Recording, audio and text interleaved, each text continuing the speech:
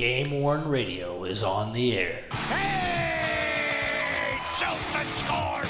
Up in the Cordova, baby! We're going bowling. Now, let's go hunt moose on a Harley.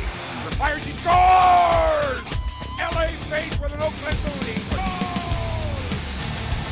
Make me a bicycle cop. They score! Bowmeister paid that man his money. GameWorn Radio.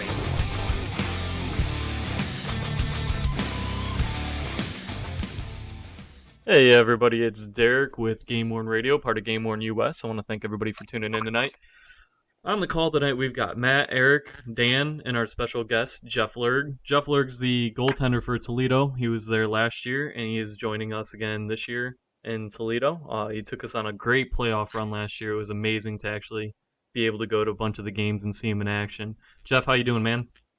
I'm doing well. Thank you for having me. Hey, thanks for being on. Just to give you a little bit of down low about what we do is we just kind of shoot the shit for an hour, talk about GameWorn memorabilia, whatever may come up.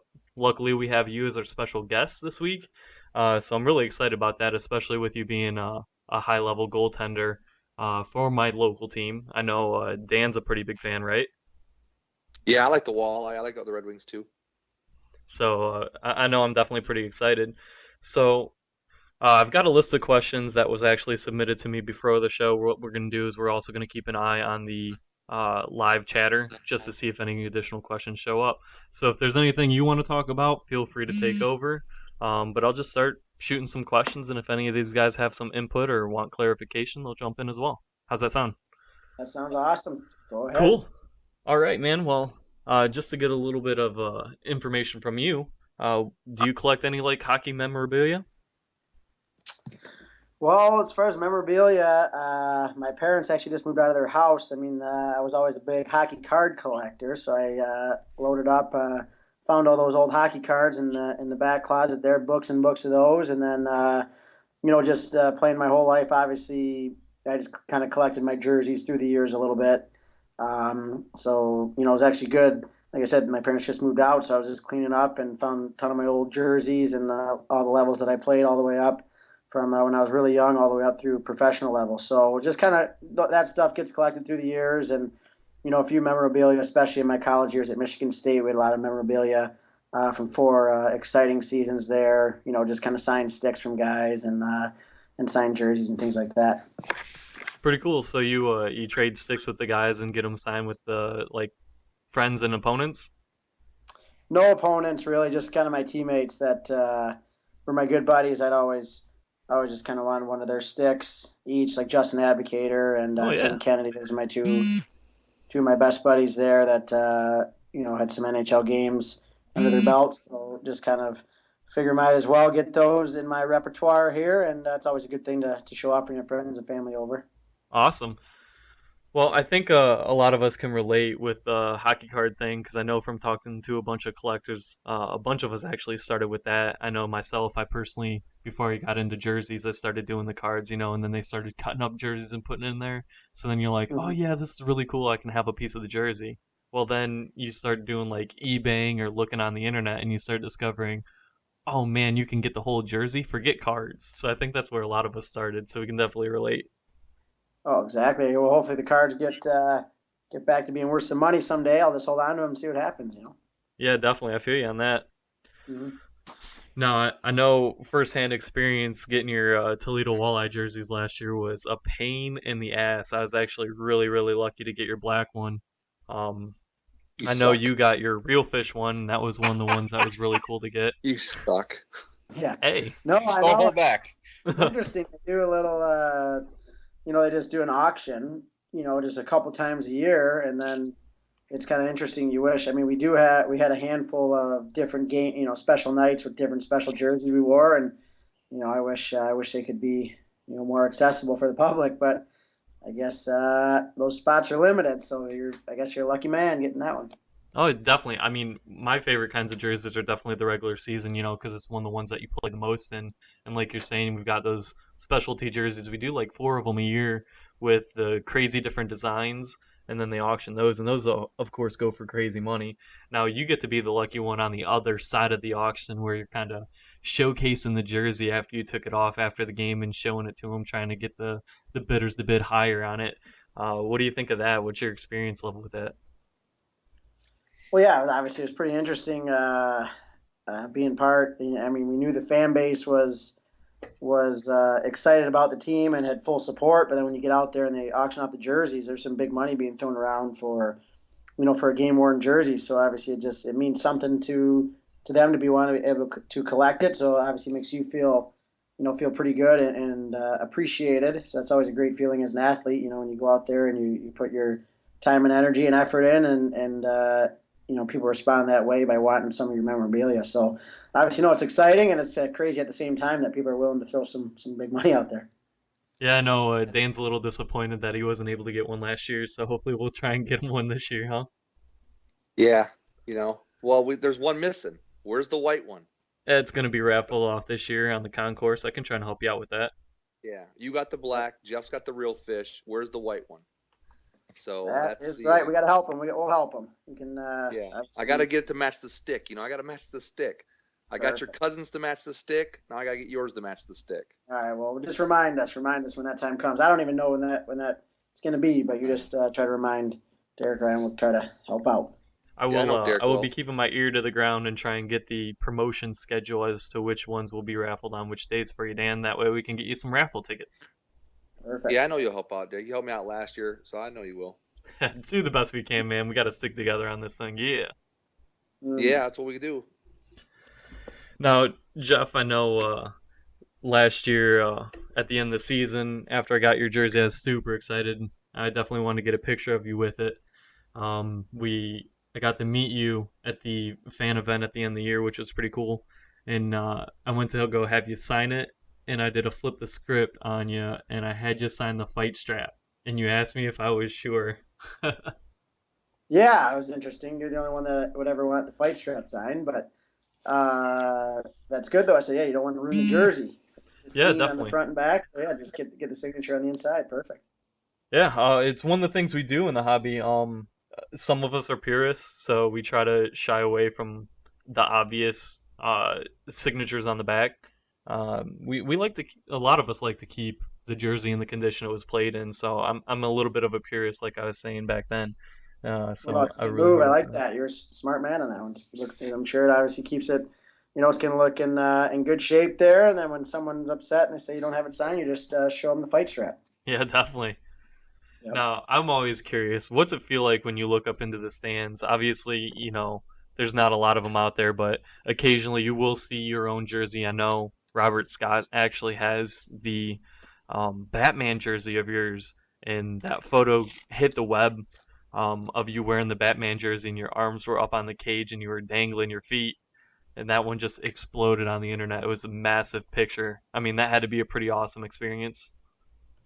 Well, yeah, no. First and foremost, just playing in front of the fans and the atmosphere, in Toledo especially is unbelievable. It's the best in the league, hands down. For a home team, and you get those type of atmospheres. You kind of learn what those atmospheres are when you play in junior hockey. I played in the USHL. You start to get a feel for that. On a little smaller scale than college. It goes to a big scale with big time. Games on TV and huge crowds. So you love that feeling, but you never really know. Once you get to the professional ranks and you're not playing the NHL at the highest level, it's hit or miss a lot of times, with how the crowds are going to be. And so Toledo's a special place to be, playing the ECHL, the AA level, and you get that much support and notoriety. It's definitely unbelievable, like second to none, like I said. And then as far as the Batman jersey on the hanging on the net, I was just doing my routine. Everyone was kind of waiting for the Batman game to come because they saw me hanging on the net a lot. I do that all the time before a penalty kill or the beginning of the period.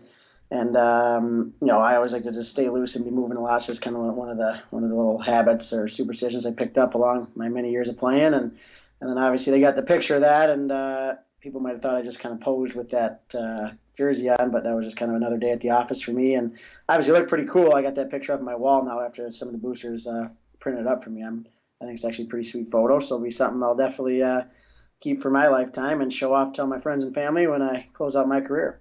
Yeah, Dennis Seymour is a really good guy, booster. I know he took that picture and got it all framed up for you, so that's pretty awesome. So it's really cool to see the support of the fans. Actually, I know some of them get you some things here and there. I know they got you a plaque when you were voted in the Toledo Blade as one of the favorite players for one of the special articles that they did. So that was pretty cool. So it's really cool to see the interaction between, and that's one of the things I like about the ECHL is you guys are pretty accessible. I mean, shit, I'm talking to you now for the radio show, and we can have beers with you guys after the game. Like that's really cool experience for the fans. Just you don't see that at the NHL level. It's less likely at the AHL level. That's why I really like having an ECHL team, and we get to see you guys move up through the ranks. So it's really cool. Oh no, it goes both ways for sure. With us, we like I said at the ECHL level, you don't see any other teams with that type of fanfare and support. So I guess the guys learned, as we go through all those fan events and interacting with the fans are important because we love coming out on that ice when the building's jammed and rowdy, and then we spend a little time with the fans, get to know them, and it just we kind of become part of the Walleye family altogether. Now, when I announced that we were actually going to have you on the show, one of the collectors said that you had one of his favorite set of mannerisms for a goaltender. And I know, being a goalie myself, we get a little quirky sometimes. But I have to say, one of my favorite ones of yours is when you make a great catcher save and you flip the puck over each side and kind of look at each side. I think that's entertaining for me. Yeah, I always started to just hand the puck to the referee with the logo side up. So a couple times, sometimes it takes me a couple flips to make sure I get the right spot. I don't know when I started to do that. I think just in junior hockey, when they start to put the logo of your team on the puck. I don't know. I would always get the puck ready for the ref, and then I don't know. One game, I just decided to just put it on the logos, and I think that was one of the habits that stuck ever since. So yeah, that's something to look for sure. I always, especially making a glove save, just get the puck ready and always on the logo side up. Yeah, and one of the things that I really like about you is your flexibility. I told you that when I met you at the Fan Fest thing, but man, just your flexibility is second to none. It's probably one of the things that is the coolest thing to see when we're at the games, watching you stretch post to post legs. It drives me crazy, man. I can't even get close to that. I know it's from years of stretching, but wow, it's just incredible. No, it's definitely something that I take pride in, and as I've gotten older and through the years, the body can only take so much. So I've had to learn how to kind of manage that and kind of how to take care of that and excel even more at it. So it's been good. It's always been a strength to my game because I've had to be a flexible goaltender. Being, I think I'm the shortest professional goaltender. I think that's correct. So I mean, I have to be flexible beyond belief to stretch every little inch and reach every little inch that I can. So it's something that I take pride in, and I love kind of showing off my flexibility. I love showing off that I can hang on the net because those big guys that are all 6'7" in the NHL can't do that type of stuff. So I like to be my own breed and just play with a little bit of flair and a little bit of energy because that's the way that I am successful. If I tried to play the modern type of goaltending, then I probably would have been done playing about 5 years ago. So that's kind of what kind of learn how I have to play, and it's obviously exciting for me, and I think the fans kind of enjoy it as well, like you said. Now I'm kind of bouncing off the walls here with the questions. I don't really have an order to ask them, so we might keep on going back and forth here. But what experiences do you have with other players collecting memorabilia? I know when Mike McKenna was on the show, we asked him this question. He said that the players that he's seen in the NHL and the AHL kind of gravitate towards their sticks. What have you seen at the levels that you've played as players collecting things that you've noticed? You know what? I really just I would say sticks. Because those are just easy. When you're playing at these levels, maybe some guys have a couple extra sticks for the year, and that's probably just the one main thing. Most guys like myself just want to kind of get a jersey from where they played each year as a little memorabilia, I know a lot of guys that have their in their bedroom or their man cave at their house or whatever, have all their jerseys hanging up and things like that. But really, I don't see too much collectible items. Just at the professional level, guys are just kind of used to being on one team. For a year, then bounce around to another team. So they might, they'll maybe get the jersey, and that's about it, and just the memories with the guys mostly. Awesome. Now, with our Toledo Walleye, I noticed we lost a couple players, especially Cody Lample, to some overseas hockey, and you have some overseas playing experience under your belt. What is the differences with the overseas hockey versus coming back to America? Well, first off, it's just on the Olympic ice. So my first year there was a little bit of an adjustment. As a goalie, I couldn't be as aggressive, so that was one of the main things. Just kind of learn how to manage my depth correctly, but also just it's a whole new experience. It's exciting to just be in a new country and explore. Especially I'm married. I went over there with my wife. We were in Europe for 3 years. Obviously, Cody has a family. And so it's exciting to be in a new spot and just see where hockey could take you. So I know that's one of the reasons he went over there. Just you don't know how many years you're going to play, and if you can get to an exciting opportunity to travel the world, that's really what it's about. Why we enjoyed it so much. The caliber of play where I was similar to ECHL. Overall, less physical, but try to be more finesse type players. So, exciting hockey, fans that are, excited and into the game, drums beating, flags waving, kind of soccer type atmospheres.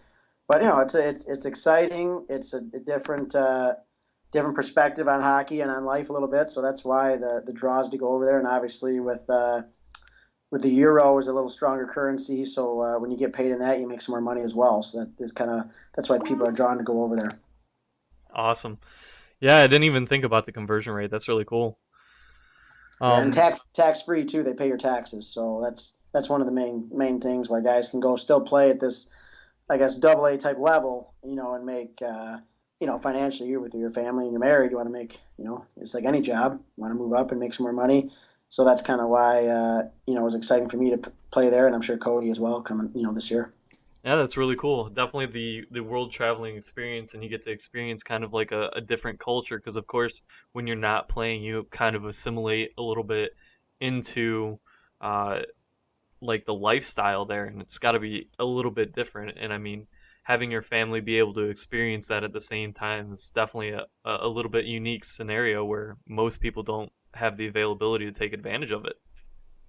No, yeah, 100%. I mean, when you're young and we're still in our 20s, my wife and I were just excited to find a new spot every year when we were there, just to travel and enjoy it and see the world. And obviously playing hockey is the exciting part, but you get some time off to go travel. So yeah, it's really just it was an overall great situation, and the door is not closed on me going back for the future. It's at some point we'll see where my career goes, but it's always a draw to go over there, and when you're married, you got to support your wife to go. It's always that's always a good thing. So that's why I said every year is a new year, see where it takes me, and I'm excited for whatever journey I'm gonna embark on. Now I know Dan, who's on the call. He's been trying to track down some of your jerseys, and I know he's also been collecting some of Brian's jerseys. Um, do you have a little bit of a rivalry there with your cousin Brian? Well, we grew up mostly on the same team a lot of years. I think we played about 10 years on the same team, and maybe even more because we had three in college. So we've always grown up and mostly just a breakaway rivalry, breakaway challenge because he has always been a very good breakaway shootout specialist, even in the American League. I think he was always up throughout his years here in the top percentages of shootouts. And one of my strengths as a goaltender that I like to think is breakaways and shootouts. So we have, if there's any rivalry, it's in the breakaway competitions. And I'm sure I'll be getting some of that this week with our Michigan State Pro Camp coming up tomorrow. It's always a good little cousin rivalry, family rivalry that he's pretty good at his part there, and I try to take pride in my part. So that's kind of our main rivalry there. And I noticed one of the things that you do in your downtime when you're actually not in season is doing camps. And that sounds like a really cool experience. You want to tell us a little bit about some of the camps that you guys put on? Yeah, it's really for me. It's a full-time job, full-time year-round, 12 months. I'm a goalie coach. I own a company called Future Pro Goalie School, and it's even throughout my time in Toledo, once or twice a week, I'm doing private lessons at the local arena, or I drive back up to Detroit to do 2, 3 lessons a week there. And then during the summer, I'm in charge of managing 15 different camps under the Future Pro name. So really, I'm a very, very busy guy all throughout the summer, and I run 7 of those weeks. So I'm, in the ice rinks, a new rink every week, and I'm there, 7 a.m. to 5 p.m. running my camps. And it's just it's an exciting experience for me, just working with younger goaltenders from 6 years old all the way up to college guys, in their early 20s. So I've just kind of in a way setting myself up for the future, because that's something that I want to do, is continue in the hockey world and be a goalie coach at some level. And being in the Metro Detroit area, growing up there, it's a hockey hotbed with a ton of different arenas and a lot of accessibility to get a lot of work done. So it's kind of my pride and joy is just being part of the goaltending world and the goalie nation, and I try to just let the students know what my path has been like. It's not easy being in the hockey world, or in a goalie in particular, because there's only 2 spots on every team, and you got to find a way to stand out to continue to climb the levels. So try to just kind of give all my knowledge to the goalies and what I know, and bring in a lot of people that I know to kind of help give different perspectives on the position and different perspective on the hockey world. So yeah, it's really my full time gig, and I'll be working all the way up until the season starts. And obviously, once I get in the walleye, more of my time goes to that. But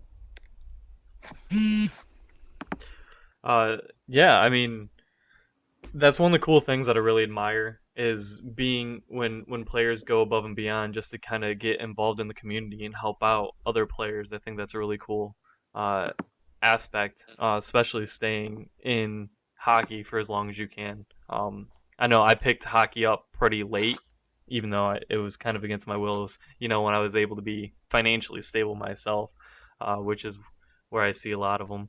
Um, Now, sitting in the stands, I know one of the things that gets a lot of people talking is your pads, those Brian's pads. Um, so I've got to ask, what do you love the most about goalie gear, as far as like different brands that you've tried out? Obviously, you're using Brian's now. Um, is there something that you found in those pads that you like above and beyond? well, I've switched around through the years. I really just went to Brian's about 3 years ago before I went to Europe to play in Italy. Things happened pretty quick with the contract, and I knew the Brian's rep just as a friend, and I knew obviously they had, most gear is the same if you get it kind of customized, just the way I like it. I take a lot of stuff out of there, a lot of extra padding and stuff out of there. I like things as light as possible. So I just kind of told them, hey, see how fast you can make me some pads, and I like a lot of color. I don't like to be boring. So yeah, that's kind of how I got going on Brian's, and now he just sent me the new patterns for next season. So I'm going to take a look at those and probably get things ordered tomorrow with some new pads, but they're going to have some color in them for sure, and they'll be similar to last year.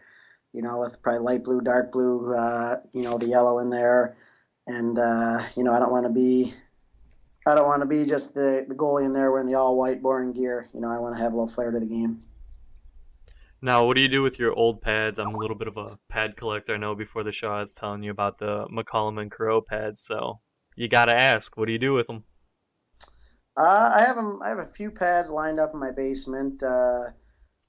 Just through the years, the one pad that I'm always going to keep is from Michigan State. My sophomore year was my national championship pad. So those are kind of in my little area of my collectibles there, and with my hockey gear, some helmets, and my old pads. But the rest are kind of just there, kind of just hanging, waiting. And like I said, I have a lot of students that I teach, so sometimes I'll end up selling some old stuff to some of my students, or one time I played in France, some of the younger kids needed some pads, so I just kind of gave them back or whatever. But yeah, so I have some of them. Some of them are important to me. Some of them are just kind of there hanging out. Yeah, definitely with a pad your size, I wouldn't be able to wear them myself. Those would be more of a collector piece anyway.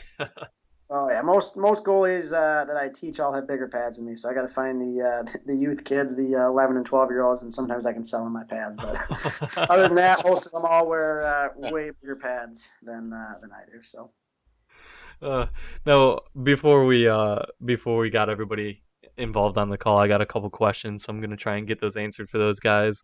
I got a question in from Tom Vore, who's one of our listeners, and he wants to know, what'd you think of your brief time with the Lake Erie Monsters? Well, I was up there briefly. Yeah, just I think I drove up same day of the game, so I didn't get much time with them. But I mean, it was an interesting scenario because I was dressing against Grand Rapids Griffins, who was my previous call up and who I knew much better, I guess, from a coaching staff and team perspective. So I was excited to get the call up, and in the game, the goalie ended up kind of getting run over a little bit, so there was half a chance of me kind of heading in there. But it's always good to get in front of a new team. I'm just a free agent. I'm still a free agent at the NHL and AHL level, so anyone who wants to give me a chance, I'm taking it. So that's really what it comes down to for sure. Yeah, and you had that opportunity with the Monarchs. Now they were in their playoff run when you went, and I know they didn't have you step on the ice at all, but you still got the advantage of training with them. Yeah. Yeah, well, I actually came out of the stands one game and backed up for the last 50 minutes of the game. One of the got hurt. The starter got hurt about 10 minutes in, and then I came back and I backed up the remainder of the game. Had to get dressed out of the stands. So I was there for about 8 days, but it was a good high level of play. And then it was actually during my time when one of my goalie camps was going on, like the day after. So when it came down to it, I think right before they won it that morning, I wasn't going to end up dressing that night when their goalies got help. So I ended up just saying, "Hey, I got a camp to run tomorrow. Appreciate the time, but I think I don't need to sit and watch you guys from the stands because I got camps to run back at home." So it was a good experience. So just being a part of it, and it was definitely a high level of play. The Utica goalie was that Markstrom who was playing very well and was exciting to watch, and the Monarchs were just a very good team overall. So it was a great experience for me. And obviously that's a high caliber of play, and I was just kind of there to hopefully get a chance, but nothing really panned out of it as far as playing time. Now I know the jersey that you wore when you were backing up there went on eBay, auctioned off by the AHL. I know Dan had his eye on that. What'd that go for, Dan? I think 750. Yeah, that's not bad for a game issue jersey, nah. Oh, which jersey was that one? The Monarchs Was it jersey, black? the black one. Oh, no way! I mean, I totally Yeah, forgot. it went. I guess they had I it went. there so quick. I went to 500, and then it went up to. I think it went to 750. Wow. Yeah, that one got sniped if I remember correctly. When you said game issue, did you mean like as in bench worn, like and he backed up, or do you mean it was prepared for him? I don't even know. I didn't play any minutes, so I don't know how you deal with that. Well, When if you go into the game and or warm up with the team, they consider it like bench worn. So you took some pucks and like the pre skate.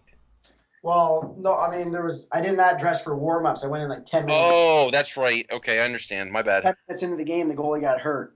So I actually never, I wasn't in the warm ups. I mean, I pregame skate in the morning. That's about it. Just a practice guy, and then 10 minutes in, the goalie got hurt, so I backed up for that part of it. So I don't know how they would justify that. Either way, there was no 0 pucks on the overall stat sheet saved. So either way, however they want to take it. I mean, I got a few names on American League jerseys, but no bites in any minutes just yet. So we'll see how that goes in the future, though. I've got a question in from Derek Christensen. He's a Western Michigan University fan and a really big collector. He wants to know, which of the opposing CCHA rinks did you enjoy playing at the most, and which were the toughest? Well, he's not just saying it because he's from Western, but every time I visit Kalamazoo, my stats do not like me by the end of the night. So Kalamazoo was always a tough place for me to play. Western Michigan, I think I won 1 game there in 4 years. So I'll probably say that was probably the toughest place overall for me and my teammates. Just for whatever reason, we never got many wins in that building. And the most enjoyable place was probably Yost, University of Michigan, just because of the rivalry and the atmosphere is probably the best overall that I've been a part of, and just being from that area my whole life, and getting out of that building with the win was always a special feeling. So But yeah, Western, for whatever reason, Kalamazoo's always been a tough place for me to play in ECHL and in the college days. So Now, you've had your fair experience, especially with the Winterfest of outdoor games. What do you feel about outdoor hockey? well, it's awesome to be a part of. We were excited, to have two games there last year. It's tough as a goalie, I think, more than anyone, just due to the weather, the lighting, the bad ice. A player could have a bad game and just no one really know. But when a goalie, especially in that type of atmosphere, if a goalie makes one bad play, it's definitely more noticeable. So, more pressure filled. I was, even though we lost our game, it was a 2-1 game against Kalamazoo, and it was a pretty defensive kind of a tight match game there. So it was fun to be a part of, but I was happy to get back on the regular building after that. One's enough, I think. Now, it looks like Matt has a question. I'm going to go ahead and let him ask that. I actually had a couple, but I'll ask this one first. Do you have any of your goalie masks? And if so, how long did you wear them, and did they ever get repainted? Meaning, like maybe your sophomore year of college, did you have one paint job, and then the next year the team or you said, you know what, I want something better, or I like something different? Did you ever have that? I'm just curious. Yeah, no, college with a big budget at Michigan State, big university, big budget. I was able to get a new helmet, new paint job every year. So I had 4 different paint jobs, 4 different helmets. I actually still have a couple of them laying around. Actually, pretty beat up, more than I thought they would be. But so I have a couple of those laying around. I actually found one of my old masks from playing for the Honey Bake AAA program for my whole life. I think I found a couple of those masks back in the basement, and found one of my masks back from the Omaha Lancer days. So I have a few of my old masks. Just like I said, cleaning up my parents' house before just a few weeks ago. So I found a lot of good memorabilia that I had kept through the years. So, It's very neat. oh yeah. If you get a moment, feel free to take a picture and shoot it to us. I'm sure a bunch of guys would love to see it. Yeah, I will. I'll try to remember to do that here. I'll head back down to the basement throughout my busy week here and see if I can get a picture of some of the stuff. Some of the stuff's just, old and chipped and beat up a little bit, from a lot of pucks to the head. When you're a shorter goal, you get a lot more pucks to the head. So, not as pristine as I guess some collectors might like it, though. I'll say No, that. actually, I Yeah, think we we like all that. would probably agree on that. That we like the wear and tear on it. That means that you were actually in the game and doing your job. That's Exactly. character. That's true. That's a lot of character. Yeah, if you ever need any advice or tips on how to make that man cave a little bit more spicy, I'm sure a bunch of our collectors would love to weigh in on that too. I'm Oh, sure they would drive there and help you set it up too. yeah, mine's pretty, not flashy. It's just all there, just taking up a little space. But I like it. There's a lot of good memories in there. A lot of wins in some of those pads. So it's always good to remember what brought you to this point. So that's what I always try to live by there. There's a couple pads though. First couple years pro, I was injured the whole time. So those ones can go any day. That's for sure. Did you have any more questions, Matt? Uh, is it okay? I didn't want to like monopolize his time or anything. Oh no, feel free. I'm Uh, actually out of questions. oh, okay. I gotta ask, from your days in Trenton, who was taller, you or Tony Zancanaro? Tony, let's see. We were probably eye to eye. I might have just edged him by I'd say a quarter of an inch, if anyone. But yeah, he was a good little forward, good little skill guy for sure. The other guy who I grew up playing with, who was that size, but ended up being able to play the NHL levels, at Nathan Gerby. I played with him in the Honey Bake program, and he is my size and a complete fireball, and he's just an absolute machine. So he's one of the guys I still kind of skate with in the summers, sometimes in the Michigan area, and he is definitely an exciting player to watch because he's as explosive as they come. Being my size. That's very cool. I didn't Yep. know that. Oh, he's awesome. Yep. Well, I mean that you played against him, or were friends with him. That's very Yeah, cool because my buddy you know. trained together. And my last question would be, if you had to pick anyone that you could face on a one-on-one through your college days, because I'm very partial to the college collecting scene. who would you pick? It could be anybody you want. You can have fun with it. I mean, I don't know who you'd say. Maybe it's somebody that you played in only one time a year, or maybe it was somebody in Hockey East or uh, Wisconsin, or somebody you faced off against every single year, or a friend. Shoot, one-on-one. Well, if I wanted to make a save, I would pick someone that I knew. Um, I would probably say, because he's a very good player and it would make me look good if I made a breakaway save against him, is Kevin Porter from Michigan, the University of Michigan, big time player. Right. Because I grew up playing against him like my whole life, and I still skate with him all the time in the summer, and I kind of know some of his moves. But he was like a Hobie Baker winner, so people would be like, "Oh, it was a big save against Porter." But for me, it was just someone that I knew, you know. So I think that would be a good one to make a good save against. I think someone that would have been more not as confident against would be someone like Phil Kessel, who was a terrific player all the way through his youth and college career, and I didn't really have any scouting report on him, so I think he probably could have beat me pretty clean. Very cool answers. Yeah, for sure. Now, Dan, you definitely helped putting this whole thing together. Do you have any questions that you'd like to ask? Well, I went over my list and you guys asked most of them. The only one I had was, I don't know, I think Jeff, I think he kind of touched on it, playing with the Monarchs. I would go at least get into practice with them. Do you know, Jeff, how many times you're going to face them this year? I think it's 3. I think I look, and it's just one weekend there. We go 3 in a row. Yeah, they come to you. I think they come to you twice. I think 5 times you're going to play them. How do you think you're going to feel about that, playing somebody that you... I don't know if some of those guys will be there because they now switched to the ECHL and the players might have switched around. How do you think you're going to feel about that? Well, no, mostly, I mean, I would anticipate most of those guys aren't going to be there. Just obviously they were a great team that won it all, so I'm assuming most of those guys will be out in Ontario in the American League. But there'll probably be a handful of guys, maybe actually some of the guys that I skated with that were healthy scratches that might be back down there. So, it's always interesting it'd be interesting to be put in that scenario, having been that last team that I played for or dressed for at least. But no, I mean, hockey's hockey, and there's a lot of transactions all the time, so it won't be too much stress on it, I won't think. But I mean, you always want to play well when you've been somewhere and people kind of know you. You always want to make sure you have a good game against them to validate your presence there with them. True. Is it because of the way players move around nowadays? You think that's the attitude of the older days of where they hated opponents is kind of weaned some?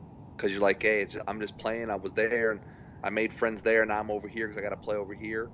I think maybe a little bit just during the regular season, but once it's playoffs, all bets are off, and the rivalries will heat up. But during the during the regular season, a lot of games, a lot of transactions, this and that. It might not be, maybe a little more friendly sometimes, but definitely playoffs, everything changes, and it's whatever it takes to win. Right.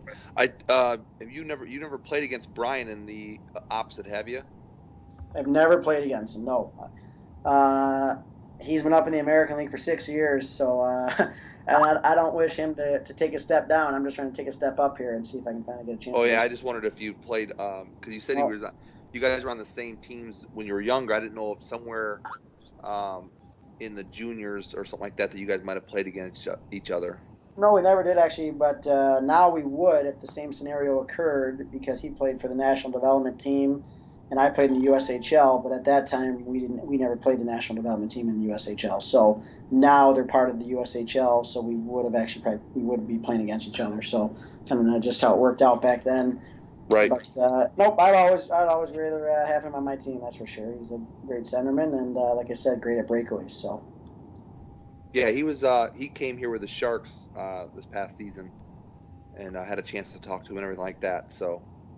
He was real cool about it. He's been around. He's got a couple NHL games in, so hopeful for him that he can do it again here and maybe stick up there for a while. It'd be a great story. Obviously, he's 29 years old and been grinding out for a while, so it's an exciting story that it's never too late, and it's it'll mean more to him than just coming in at 21 years old. Trust me, when you work that hard and you put that many years in. Every second how he gets up is it's more important to him than anyone else. That's for sure. Oh yeah, I think most of us collectors, most of the guys that we go after jerseys that are usually like they mean something. You know, some people probably collect just to collect, but I think most of us have a connection to the jersey, a player, somebody that we liked, a style or something like that. So, you know, Brian's a good guy. So I was happy to get one of well, I actually got 3 of his jerseys now. So he's really was just really cool. I say, hey, I'm gonna go after one of these jerseys. You know. Oh, there you So go. Yeah, no, it's an awesome story to be a part of. So yeah, you grab a couple jerseys. That's yeah, it's when you awesome. got a connection to a guy, it's pretty cool. And you say, yeah, I met this guy or stuff like that. So watching Brian play was a real treat. You know, real smooth out there on the ice and everything. So, Oh yeah. How many Jeff and then Lerg jerseys do you have, Dan? how many what? How many Jeff Lerg jerseys do you have? Why are you rubbing it in, man? Come on, you got to take the shot.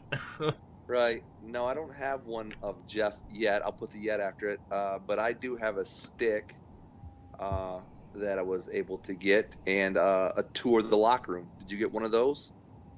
I got my tour from Vitusi, so I mean I got Yeah. one, but it wasn't a extra special Jeff Lerg tour at all. Yeah, my Imagine a Jeff long trip. that was that was something that my son and his friend had the biggest smile on their face, and that was real nice to do. It wasn't something that you know, I just wanted to meet him like you said, Derek. Meeting the ECHL players is a little bit easier. Um, Jeff knew I wanted to meet him, and so I went there, and he came out, and you know, he had to meet other fans, and he had family there and everything like that. But for him to take a moment and talk to me and my son and you know, my cousin and my son's friend, was awful nice of him. And then to say, hey, come on, let me show you something, and take us back in the locker room, that was pretty sweet, you know. And they do have a nice locker room there. So and for younger players like my son, you know, who's playing, you know, travel hockey, but to see a nice locker room like that, to be in there up close, they were snapping pictures as fast as they could, I think, on their phones, you know. So it was real nice of Jeff to you know, do that. So Hey, no problem. You make that trip yeah, that long way, and we'll do what we can. Like I said, it's all part of the yeah, Wall family here. All the fans and players are all kind of in it together. yeah. So I mean, just you connect that way, and that's I think I walked out that night and said, yeah, I'm going after the jersey. And actually, because I think you guys played in the black one that night, that was the one I was after. And then I met up with Derek after that, and we started talking, and just never materialized, you know. So we'll see what goes on, you know. Oh yeah, another year, another chance. Yeah, because you'd said that night, you said I might have to go back overseas, and I'm like, no, please don't go over there. But you know, you got to do what you got to do for your family. No one's going to argue that. No, exactly. You know, no one's going to argue that you got to do what you got to do and to play hockey. But I think most of us are happy that you're back here in the States and that you're playing with the walleye again. You know. Yeah, no, I mean, shoot, you know how it is though. As a professional, you want to be rewarded for some hard work. And with any job, when you do well in something, you want to be rewarded financially and with more opportunities. So it's one of those things. Nothing came up after a highly successful season as a team in Toledo. So it's one of the, you just got to come back and keep grinding here and come back in training camp and hopefully start the season on a good note. And hopefully something will happen. I don't. I obviously I love being in Toledo. If I'm going to be in the ECHL, there's no other place to be. But when you put time and energy and resources into it, you want to be playing at the highest level you can. So it's kind of twofold of every year in the off season here. When you do well, you want to be put in a good situation to keep doing well. And you see all your friends and everyone else is in the NHL or in their 8th year in the American League, and you're down in the ECHL again. You want to find a way to join those guys up at a high level. So we'll see where it takes me again this year. Yeah, definitely Oh, yeah, anticipate a standout year for you and some really good looks. Yeah, thanks. Yeah, hopefully we can get some good looks here. We gotta, like I said, we're definitely we got a target on our back playing this year. Being one of the top teams last year, so people will give us their best shot, but also we'll probably hopefully get some more notoriety from all the American League teams. So it goes, it'll go both ways. We got to play our best, but we hopefully will be a lot of people watching as well. Now, I got to play around a little bit, so feel free to honestly or answer these questions. Honestly, nobody's feelings are gonna get hurt, but we banded together and got you a T-shirt. Do you still have it? Remind me what it is, because I didn't throw anything away. The black T-shirt that says "Blood, Sweat, Repairs" on the front. I don't recall that now. Okay. No problem. I don't recall. Yeah, it's just that. one of the things that we made up for the collectors. It's not a big deal. I figured I'd throw it out there. I'm just being honest, because I went through like I said, I was cleaning out a lot of stuff, but I don't remember seeing that. I don't remember throwing it away. I don't remember ever keeping it in my drawer. So either way, I appreciate it. Yeah, definitely. I mean, try to do what we can for you. Toledo, represent. No, for sure. No, I appreciate that. Like I said, it's probably sitting in my drawer, but I just never look back at it. I appreciate that. Yeah, notice being friends with you on Facebook, some of the cool things that you get to post that you get from the fans. All the cool crafted signs and things from your fans that they take to the games. It's really awesome. Yeah, I keep all that. I mean, I had some signs. I had some fans give me some like Michigan State apparel, little jerseys or things like that. So, I definitely embrace that stuff and keep it. That's why I said I wouldn't throw anything away. But yeah, no, it's good to be wanted in the hockey world.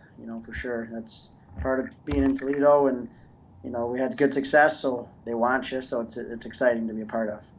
Yeah, we're definitely glad to have you for sure. Yeah, I'm pretty pissed that Toledo's not coming to Norfolk this year. Yeah. Well, I mean, as much as I love it, I don't want to keep playing year after year after year. But if I do, maybe one day we'll be back down to Norfolk. Well, I'll make another trip to Toledo. There you go. Hey, if you got a place to crash at my place, if you make the trip, man.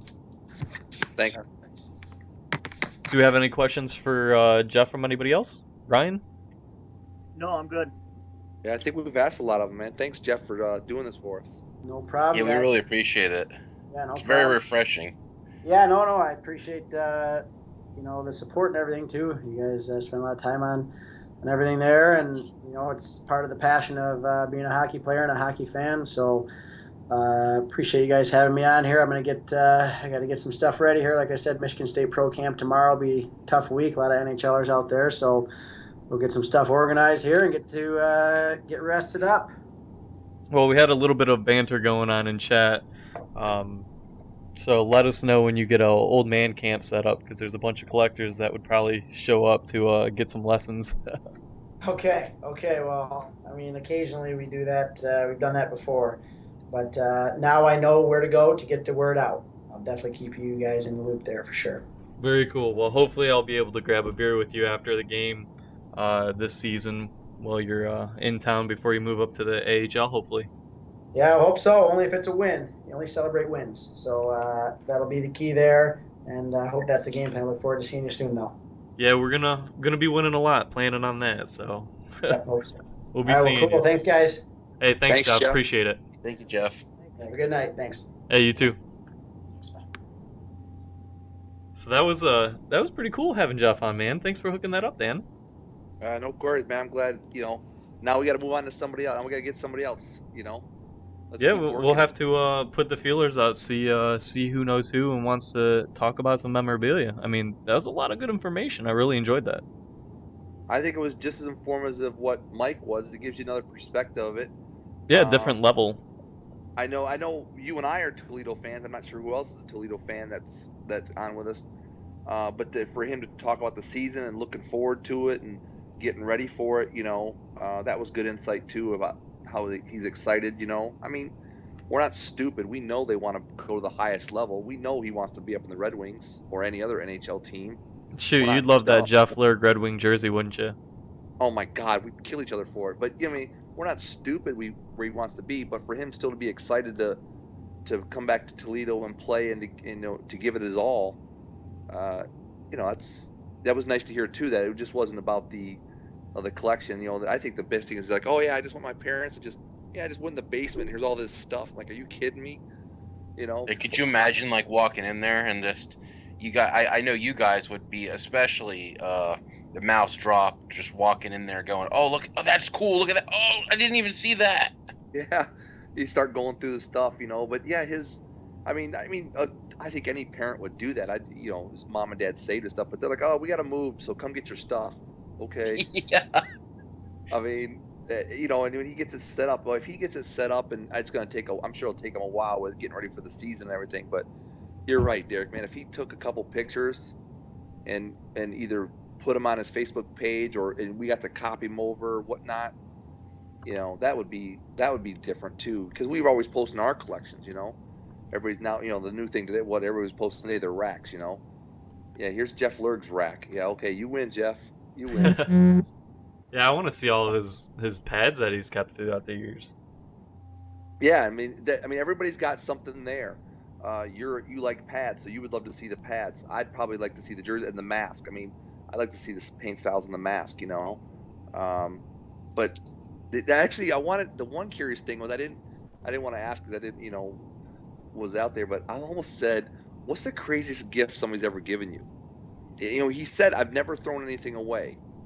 I wonder how much stuff he has from fans and what the crazy stuff he's got from them. I've seen some crazy stuff that people have given like pro players, and it's awkward, especially if you're next in line to meet the player or get an autograph or whatever. I was there when Patrick Elias got this scarf that this girl made for him, and just you could cut the uncomfortableness in the air with a butter knife. It was just I didn't want to be there because it was so weird. A scarf. Well, yeah, and I'm sure he graciously accepted it because he probably put. Oh, he did. But it said "I love Patrick Elias" on it, and I was like, "Oh." Yeah, he wants that, But she probably put her heart and soul into making it. Absolutely. And but to that would be interesting. And it was nice to hear Jeff say, "I didn't throw anything away." And he can't remember everything. Which that kind of didn't surprise me. But hey, why not try, Eric or Derek? Why not try, right? Hey, you got the T-shirt. I didn't honestly. I figured he didn't have it anymore. It's just one of the black GameWorn.us T-shirts that we had lying around. I figured it'd be something cool to give him to kind of let us know a little bit, or let him know a little bit about what we do. Yeah, well now, isn't that a great question or a great answer though? He didn't throw anything away. He can't remember it, but he's got it somewhere. He just doesn't know where. That would be interesting also to see part of his collection if he ever just said, "Yeah, that box over there is from all the fans," and just go through there and see some of the crazy stuff that people gave him and everything like that, and maybe there's some cool stuff. People were actually, gave some stuff that were pretty cool or whatnot, So, I guess the one question we didn't ask him though, that Jason asked, that Doc asked McKenna is people giving him back his jerseys. Like if he didn't get his jersey, they got it, and then they said, "Here, do you want your jersey back?" What's funny? I actually I had talked to Jeff shortly after I got his, because I knew they were gonna give him his Real Fish jersey, so I was gonna see, is it something that he would want? Because I didn't know if he'd be having any of his other Walleye jerseys, and he was kind of on the fence, like, I don't know if I'll keep it or not. And I was like, you should probably keep it. In the event you don't, I'd be interested in it, but you should probably keep it. So I don't think it's one of those things that he's too terribly attached to, but I think it sounded to me like he thought it was cool just to have one from all the teams that he's been on. Yeah. And I think a lot of guys probably have that, but I think he said the same thing though too, that sticks were easier, so it seemed like sticks were more easily tradable with the players. Yeah, you definitely have a lot more of them, that's for sure. Yeah, they do the sticks a lot easier. They can just, here's my stick, let me see your stick, and they go about their way, I gotta ask you guys, what would you do if a player, like maybe it's your favorite player, maybe you talk to him, maybe you don't, they reach out to you and they say, "I'd really like to get my jersey back." So many variables come into play, like how much you're gonna sell it for. Do you just give it to him? What would you guys do? If it's Glenn Denning, or say it's Jeff Lerg, or say it's for Ryan, like somebody from North Dakota that he likes. What do you do? I go back and forth in my mind, like, would I do it? And it's your money. You work hard for your money too, and those guys make, I'd like to think, better money than we do in general, but maybe they don't. And what's fair? And some of those guys think of it like that they own it because they wore it already. I would probably offer it at cost, but with strings. Something like, let's go play paintball before I give it to you, or some shit like that, you know? Like, make it a memorable moment of some sort. Oh, if it's Glendenning, you're taking a bath with him. I know you, Derek. Derek already named his kid after him. What are you talking about? I just make him hold my son. No, that was Skywalker, not Glendenning. Oh, Skywalker. Jason actually, Doc's a good person because he traded McKenna his jersey for pads. McKenna traded him pads. Wasn't that right, Derek? Yeah, I think so. So let's just keep it at who we talked to tonight. If Lerg said, I broke a record in that black jersey, I'd take you up on that, Derek. He'd probably offer Derek something. He'd probably say, hey, do you have something else that you collect? And Derek, of course, would probably say pads. I can't wear them, but I'll take those Bryans. Right, and he'd probably say, well, pick your pair. I think if a player was like that, I think the most player, that he would probably be like that. I mean, I think we figured out, though. I mean, I know there's players out there, like the rumor out there is like Tyler Seguin of the Stars, right? Yeah, he played at Plymouth. What's that? He played at the Plymouth Whalers. Yeah, but I hear he's a jackass. So if he came to you, you might be like, yeah, whatever, dude, But if it's someone cool like Jeff or Mike McKenna or some of these other ones that we collect, you'd probably be like, yeah, man, yeah, sure, let's work something out. It's your, yeah, you wore the jersey. I'll be more than happy to help you out. But I wouldn't fault anybody if they said, yeah, I just gave it back to them. It's if they own the jersey and they want to give it back to them, that's up to them. I'd be like, okay, man, that's what you wanted to do. I guess I've never had anybody ask me for that, so I guess I don't really know. No, I don't think any of us have. I just thought it'd be fun to hypothetically, what would you do? Would you move it back? And if you didn't move it back, would you feel like a jerk? And again, it's one of those things. I have no idea what I would do until I would be placed in a situation. Yeah, I think it's definitely one of those moment things. You know what? You could I've been plan in and that plan situation, for it. and I've had it where a few players just expected you to hand it over. It's, you have it. I know you have it. I've seen pictures of it on the website, or I've seen it at displays or whatever. Hand it over, and I've had some that, what can I do for you to get it, or about buying it. And some want to work with you, some don't. Some can't believe you paid that amount for a piece of jersey and don't want to pay that amount, or majorly lowball you where you couldn't even buy an authentic for that price. So, some guys are good about it. Some guys are just total jerks. So wow. You're right. Sense of it. And, the sad thing is, some of the guys that are jerks are, believe it or not, guys I grew up with that I picked up their stuff because I knew them. And it's like, you're just going to give it over. I know you, so you're going to fork it over. It's like, wait, hold on a minute. Yeah.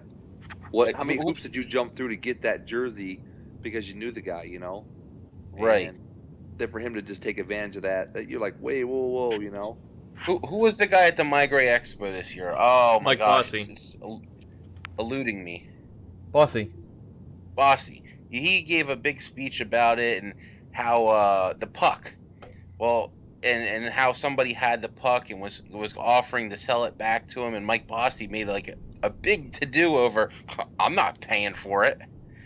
And I was chuckling because he's made more money in probably 1 year than all of us on this chat combined, and he wouldn't, Kind of a unique situation on that.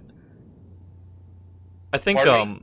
I got to wrap up the show. We got less than 60 seconds left, but I think that's a little bit of a unique situation. What we can do is we can actually open up a topic for one of our future shows about interactions with players and getting memorabilia back.